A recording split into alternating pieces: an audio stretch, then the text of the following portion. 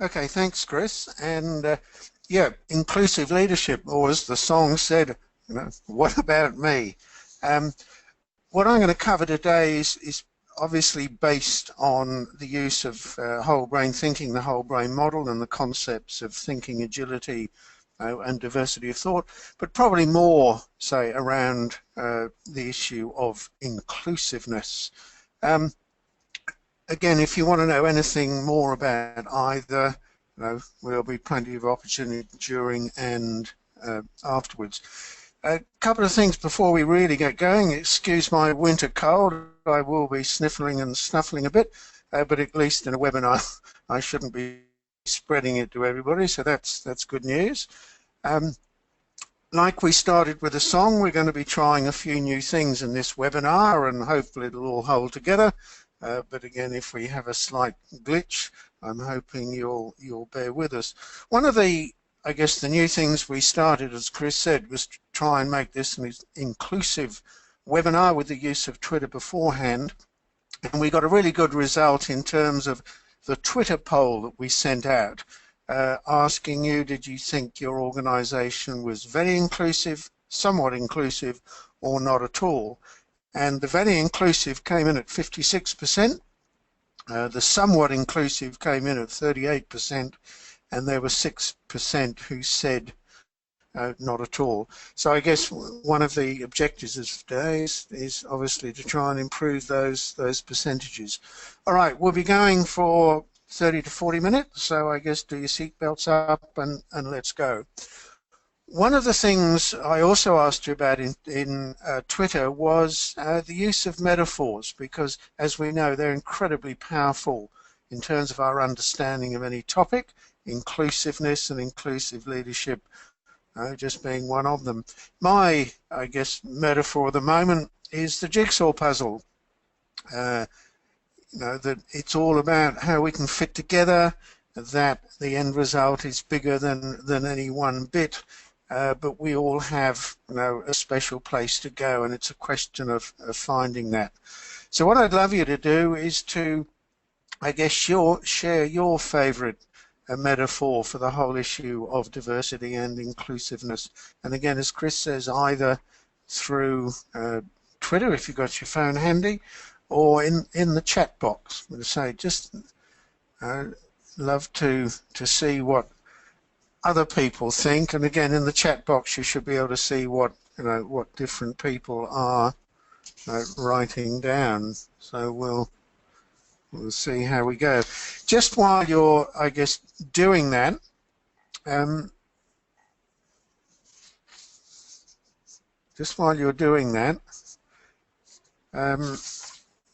we're just waiting for a few. Sorry, we just. Okay, sorry, hit the wrong button. One of the things that we've got as a result of today's webinar, or at the end of today's webinar, is what we call the Inclusive Leadership Playbook. And for those of you who are, I guess, familiar with the US, in particular American football, the playbook is the one that the coach uses to advance the ball up and down the pitch.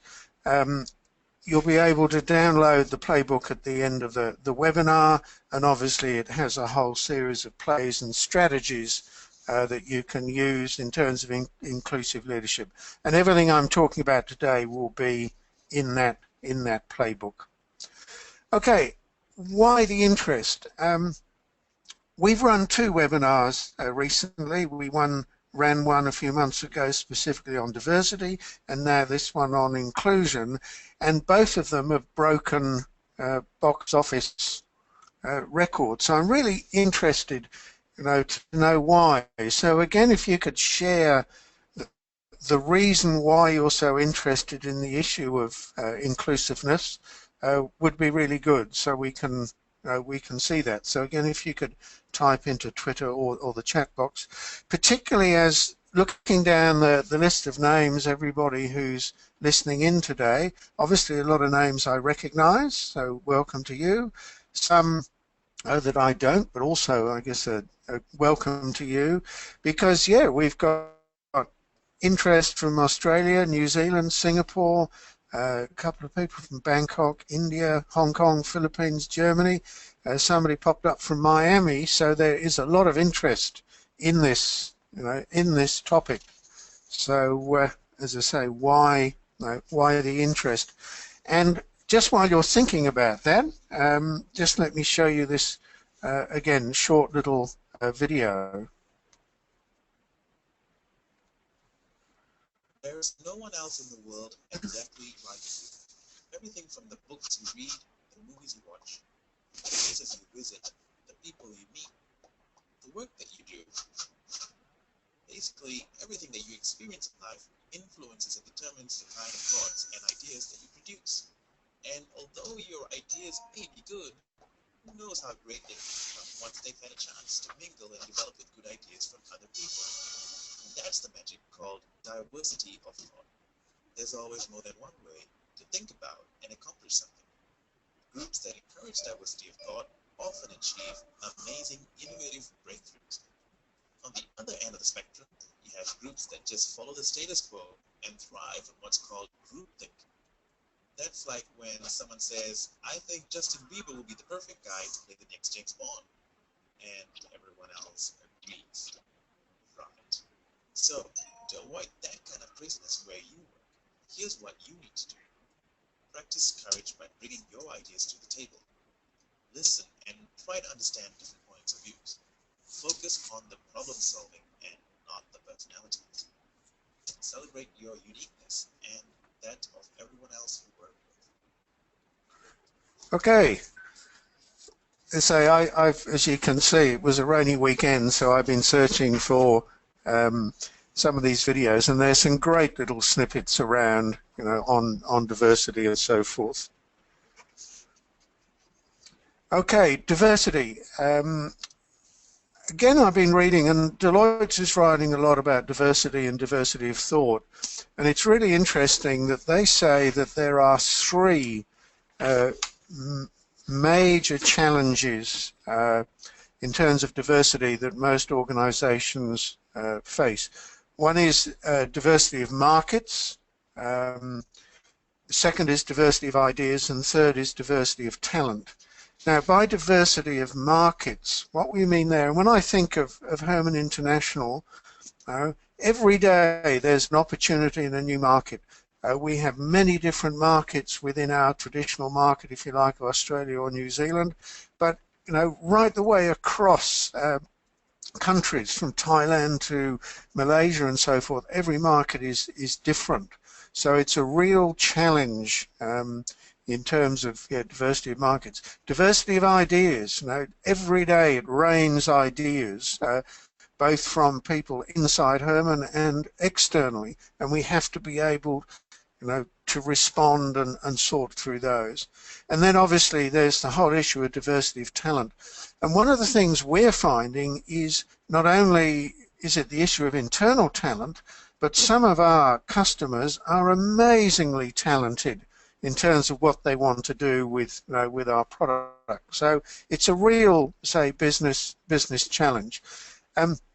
Just before I go any further, I'm told there might be, for one or two of you, a problem of the volume of my voice. I apologize for that. Oh, the video volume. Sorry. So we'll work on that. So our apologies for that. Okay. In the previous webinar, I introduced the concept of the 4 layers of diversity, a more traditional way of looking at diversity, which was developed by 2 people from the US, Gardner Schwartz and Rowe. And it's a widely used tool for understanding diversity in a lot of diversity and inclusion programs, where they're saying sort of the outer rim of the organizational dimensions, your management status, perhaps union affiliation, work location, seniority, and so forth. Coming closer to the individual, they're what they call the external dimensions, marital status, parental status, appearance, work experience, and so forth. Coming in, you get the internal dimensions, as they call it, age, race, physical ability, and so forth. And then at the core, what they've now put at the core of their model is diversity of thought and the whole brain model. And one of the reasons why they did this is that for those of you who are familiar with our work, one of the great things about the HBDI and the whole brain model is that it's non-judgmental. There is no good, bad, right or wrong. There's no value judgment. Yes, there are consequences for the way you think, but again, no good, bad, right or wrong. And that's a fabulous place to start in terms of diversity and inclusion. And it really brings it down to the individual. And talking of the individual, this was just one last movie that I found on the weekend, and it's from Apple, but I really think it's just worth a quick look at.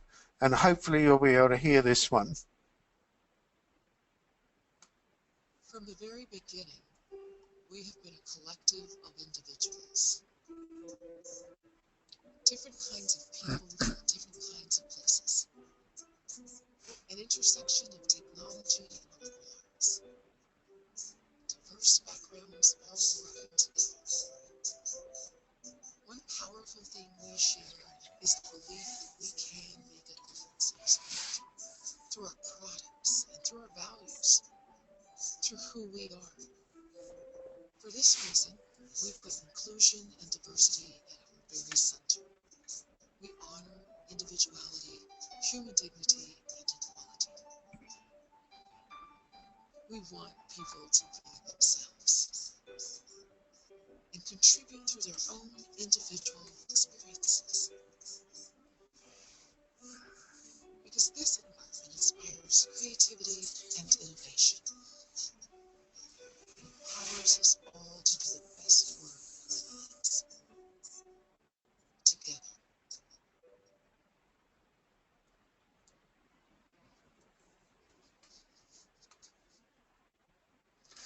Okay, so hopefully you got the drift from that. I mean, I really love that, especially where it says inclusion inspires innovation. All right, let's talk now about inclusion. Diversity, as we know, is all about difference. Inclusion is about doing something with them, leveraging that difference. And it's, pardon me, it's really interesting that what I did over the weekend was a little bit of research into the definition of inclusion. And there are obviously a lot of different meanings, but the one word that kept coming up all the time was to embrace. And I thought that was an interesting word, much more powerful than just to simply include. I also, of course, went on to did some search for some images on Embrace, and the one of the cat and the dog was probably the most suitable one for the webinar. There were some other interesting ones when you search for that word, but they all point to the same thing, that diversity, inclusion is really about embracing it and being very serious about it.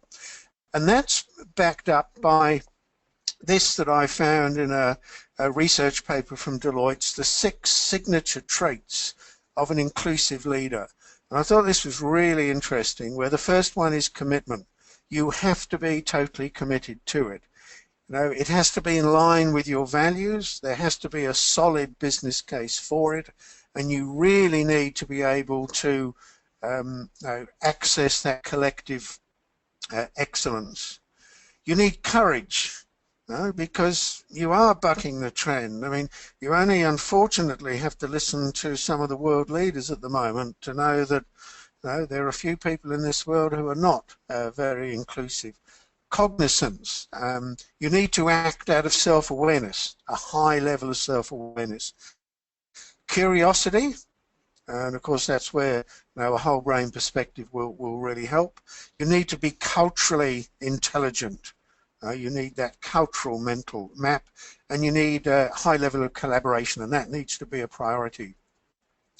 And I just had a look at where, I guess, a a whole brain approach would play particularly well. And I found, with the collective excellence, obviously, acting out of self-awareness, the curiosity, helping with cultural intelligence and collaboration are all areas where a whole brain approach can have an impact.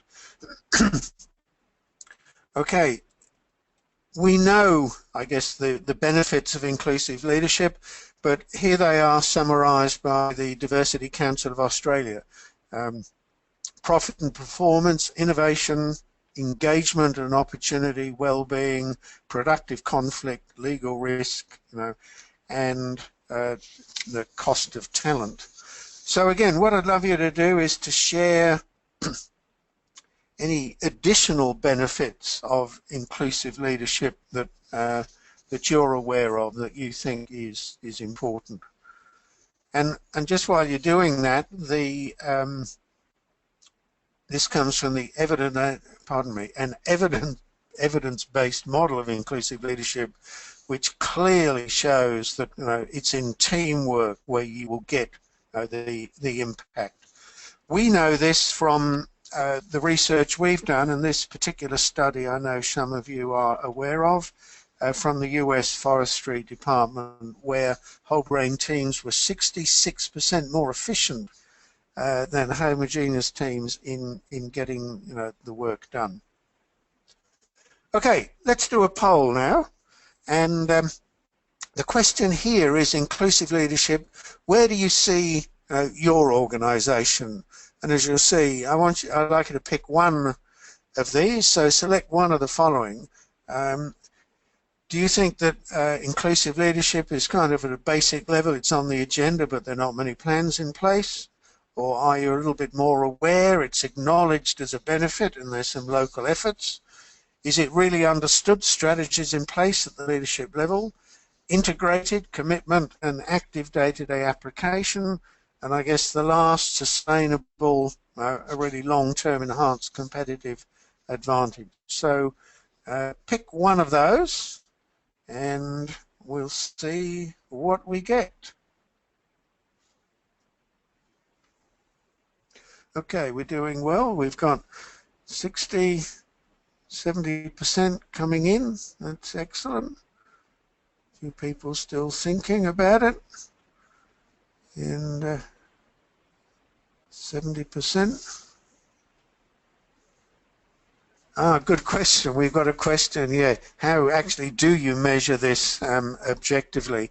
Off the top of my head, I don't know. I do know, though, that everything I read about says you have to measure diversity and inclusiveness, and you have to make somebody accountable for it. Here, anyway, given that here, the results should be coming up.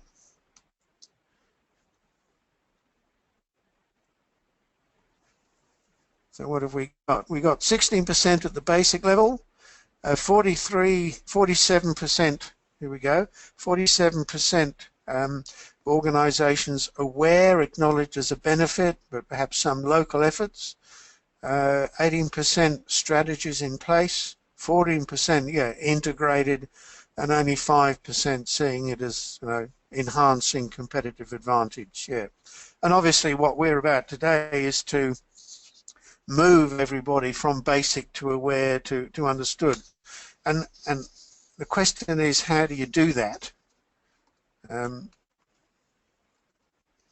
This is interesting. This hopefully answers the question of how do you do this, where what they're saying here is inclusive leaders drive organizational growth in the 21st century, and starting at the top, you have to acknowledge that it's a challenge. You need to have growth. To have growth, you need to differentiate, and probably, as I said earlier, in markets, talent and ideas. So you need to differentiate, you need to innovate, you need, therefore, diversity, you need to activate the diversity by inclusion, and this means you need inclusive leadership. So that's kind of, I guess, how you get it and why we are where we are today. Okay, with that in mind then, let me get very quickly on to the 5 strategies, the 5 steps, if you like, for or to be an inclusive leader. And obviously, as you can see, all based around the whole brain model. Self-awareness, we've stressed, is a key attribute of the inclusive leader. And as most of you would know, the whole brain model is a very powerful model in terms of self-awareness. Thinking agility. Our definition of thinking agility is defined as the ability to consciously and deliberately shift your thinking when and as the situation requires. And again, getting ready for this webinar, I thought to myself, oh yeah, that's pretty easy. I can do that. So I guess I'd challenge you now to a moment's reflection. And the question is, when have you really, really done that? When have you consciously and deliberately actually shifted your thinking? And the quote here is just from me, because I've got strong thinking preferences, but that's not an excuse. My quote is, most of the time, I think the way I always think. And even when I think I'm thinking differently, I'm actually probably not. So I think this number 1 step is really difficult. And I was talking to Wayne Goodley, our partner in Herrmann, New Zealand, yesterday, and he came up with a really good point when he said it's probably even harder to do when your thinking preferences are colored by the nature of the business or the job you're in. Now, in some jobs, it's really hard to think differently because everything around you, is reinforcing the way you should think. So, as I say, thinking agility, that definition of the ability to consciously and deliberately shift your thinking, I think actually it's quite hard.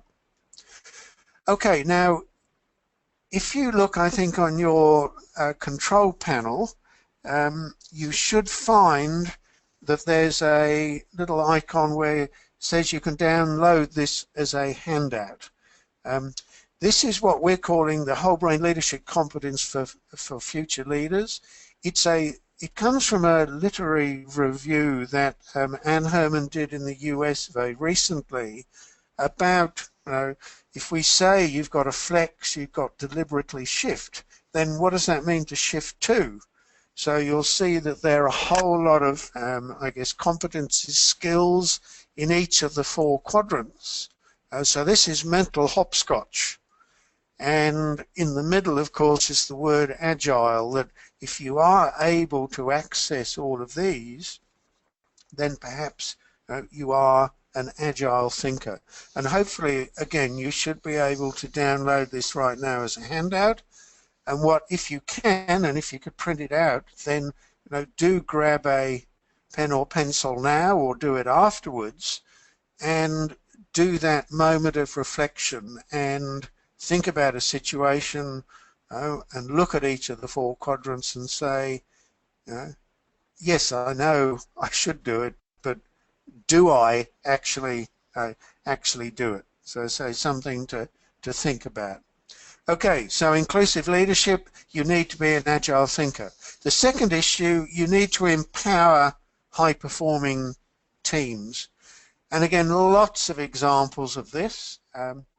The one I want to mention today is Caesar's Palace, or Caesar's Entertainment in the US, where in the last couple of years we've done a lot of work with them, and they've integrated the whole brain model and a whole brain approach into what they call diversity by design. So they do not leave diversity to chance. They really make sure they get it. And they have a 4-stage process in these special diversity teams, diversity by design, where the first stage is setting a strategic goal, then they go into team selection, then problem and opportunity identification, and into implementation. And this slide shows the detail that they go through in each four of those steps, leaving nothing to risk.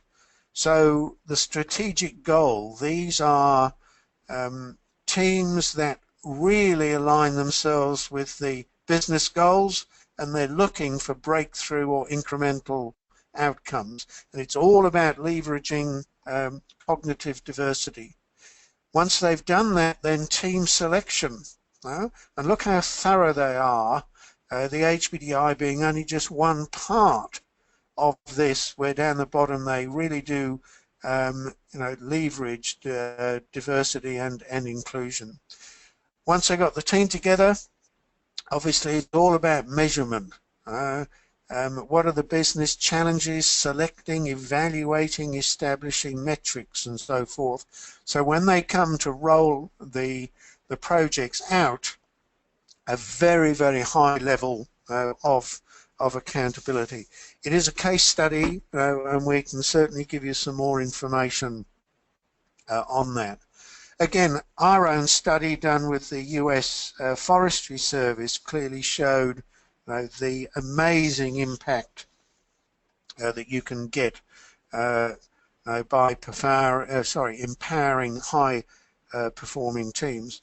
And I guess remember the 6 signature traits that I mentioned earlier. One was commitment and one was cognizance. Very important issues in being an inclusive leader. So that's probably another way you do it. The third strategy we talk about is lead with inclusion in mind. And I guess, again, how on earth do you do this? This was an interesting report I came across from McKinsey & Co., where they were looking at why a lot of leadership development programs fail, and overlooking context, decoupling reflection from real work. And again, that's why that moment of reflection earlier is really important. The failure to measure results, as we know, but the big one that they kept coming back to was underestimating mindsets. That's a real issue. Another one taken from the Center of Talent Innovation says that the 4 kinds of behavior accounting for 89% of leadership effectiveness is that we should, as a leader, be supportive, the C quadrant, seek different perspectives, the D quadrant, get out there, having strong results orientation, obviously, is the A quadrant, and a real problem-solving approach into the B quadrant. Back to the Diversity Council of Australia, 5 mindsets, because these really seem to be important of inclusive leadership, are identity aware. Be aware of yourself and others, and that is a recurring theme.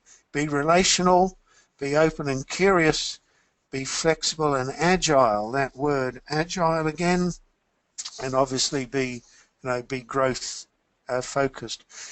What I'm finding, I guess, about all the work I'm doing with inclusiveness is, there really are only sort of 3 or 4 themes, that we all seem to be, playing to, which is really good. Okay, the 4th one then is obviously expand the thinking of others, because that's what it's all about. It's about inclusion, involving people, and then tapping into their diversity.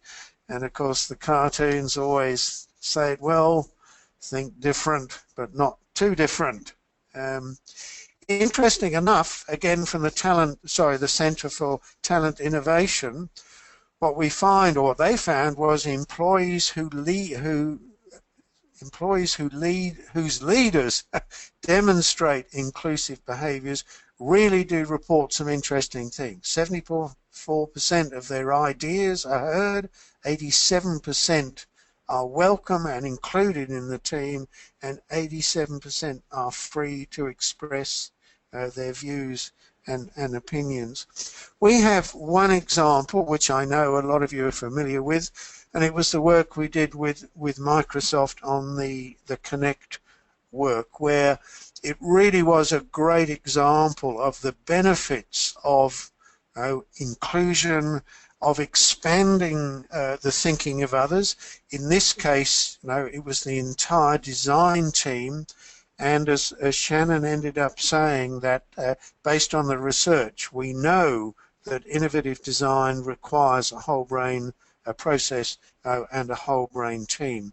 And the results they got were quite amazing, especially when they ended up with a 40% reduction in development time.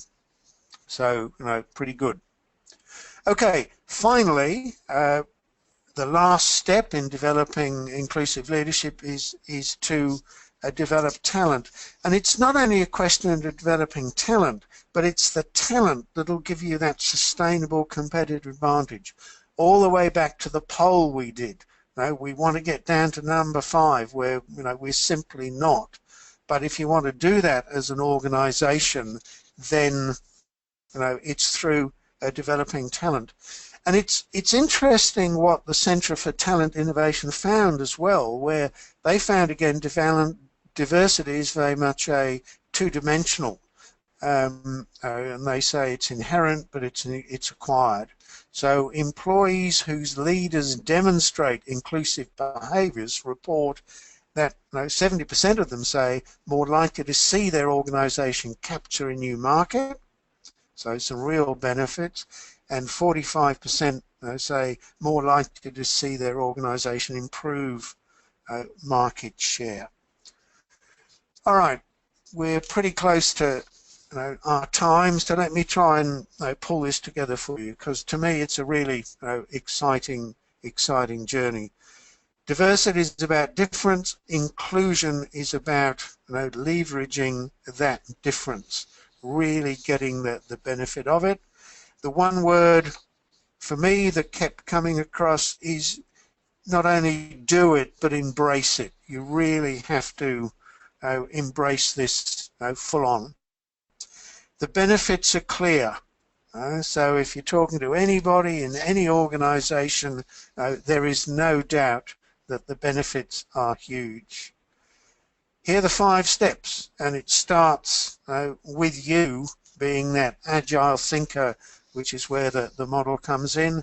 And you've now got that model of, I guess, agility, the mental hopscotch of how to move across.